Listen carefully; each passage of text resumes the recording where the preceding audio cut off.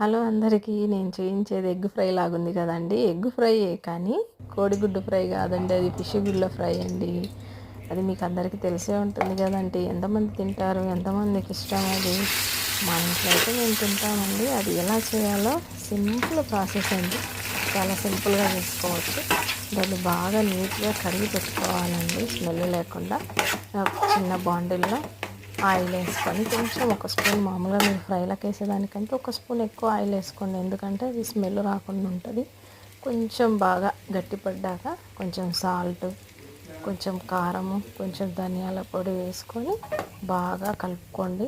బాగా ఫ్రై చేయాలండి, ఎందుకంటే అది కొంచెం స్మెల్ వస్తుందండి. బాగా ఫ్రై చేస్తే స్మెల్ రాదండి. ఇందులో కరివేపాకు అన్నీ వేసుకోవచ్చు, ఆనియన్స్ అవి, కానీ మా పిల్లలు అట్లా తినరండి. డైరెక్ట్ నేను ఇట్లా చేసేస్తాను. ఇంకా లాస్ట్లో కొత్తిమీర వేసేసుకొని సర్వ్ చేసేసుకుంటే చాలా టేస్టీగా ఉంటుందండి. పిల్లలు కూడా బాగా ఇష్టంగా తింటారు. చాలా బాగుంటుంది, ట్రై చేయండి. ప్లీజ్ సబ్స్క్రైబ్ అండి.